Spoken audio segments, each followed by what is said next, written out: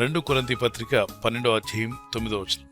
నా కృప నీకు చాలును, బలహీనత యందు నా శక్తి పరిపూర్ణమగుచున్నది. అపోస్తలుడైన పౌలు ఒక విధమైన బాధ వేదనకు గురై ఆ బాధను, ఆ సమస్యను తనలోని తీసివేయమని దేవుని సన్నిధిలో ప్రార్థన చేస్తాడు. నాకు కలిగిన ప్రత్యక్షతలు బహు విశేషముగా ఉన్నందున నేను అత్యధికంగా హెచ్చిపోకుండా నిమిత్తము, నాకు శరీరంలో ఒక ముళ్ళు, నేను అత్యధికంగా హెచ్చింపకుండా నిమిత్తము నన్ను నలగొట్టకు సాతాను యొక్క దూతగా ఉంచబడిను.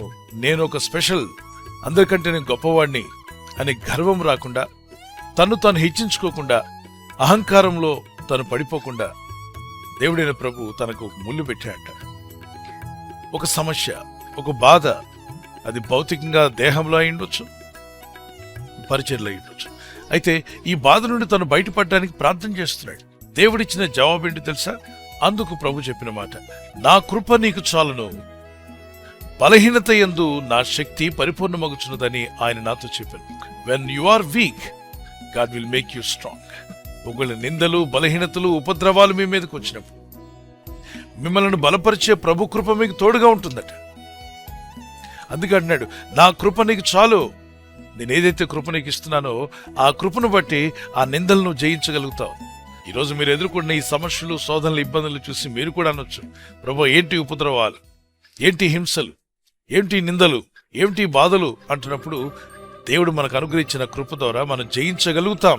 కాబట్టి శోధనలను చూసి ఏదో ముళ్ళుందని, ఏదో సమస్య ఉందని, ఏదో బాధ ఉందని కృంగిపోవద్దు. వాటిని చూసి మొరపెట్టుకుంటూ కన్నీళ్లు కారుస్తూ అక్కడే కూర్చోవద్దు. ముందుకు సాగిపో. ఎప్పుడైతే నువ్వు బలహీనంగా ఉన్నావో గుర్తించాలి, అప్పుడే నిన్ను బలపరిచే దేవుని కృప నీ మీద ఉంటుంది. ఆయన కృప మీ మీద ఉండగా మీరు భయపడాల్సిన అవసరం లేదు. విశ్వసించి ప్రార్థిద్దాం.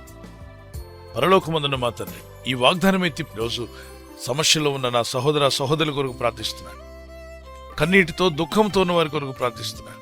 వేదనతో ఉండి నాకేందుకు ఈ సమస్య అని ఎవరైతే బాధలో ఉన్నారో వారి కొరకు ప్రార్థిస్తుండగా వీరి సమస్యలు జయించే శక్తిని వీరికి దయచేయండి. మేము ఎప్పుడైతే బలహీనంగా ఉన్నామో నీ కృప చేత మమ్మల్ని బలపరుస్తున్నావు, బలవంతులుగా చేస్తానని నీ కృప కొరకు ఎదురు చూస్తూ ప్రార్థిస్తున్నాం. వారు ఎదుర్కొంటున్న ప్రతి శోధనలో యేసు క్రీస్తు వారికి అధికారం గల జయము కలుగునుగాక. మా ఆత్మీయ యాత్రలో అనుదినము నీ కృపను, నీ దయను తలంచుకుంటూ నిన్ను స్తుతిస్తూ జీవించే కృపను మాకు దయచేయండి. మీ రెక్కల చోటున మమ్మల్ని కాచి కాపాడారు, ఇక ముందు కూడా మమ్మల్ని కాపాడబోతున్నారు. ఈ రాత్రి నెమ్మదితో పండుకొని సురక్షితంగా కాపాడబడినట్లుగా నీ అగ్ని కంచి వేసి మమ్మల్ని కాపాడండి. మీ చిత్తములో కొనసాగే కృప అందరికీ దయచేయమని యేసుక్రీస్తు ప్రశస్త నామములో మీరందరికీ చక్కని నిద్ర దయచేసి తెల్లవారు లేచి కృపను మాకిమ్మని క్రీస్తు నామములో అడిగి వేడుకుంటున్నామా పరలోక తండ్రి, ఆమేన్. God bless you. ఈ వాగ్దానం మీతోనే కాకుండా అనేకులకు షేర్ చేయడం మర్చిపోవద్దు. అలాగే ఈ యొక్క ఛానల్ సబ్స్క్రైబ్ చేసి ఇతరులతో కూడా చెప్పి సబ్స్క్రైబ్ చేయించండి. Good night. God bless you.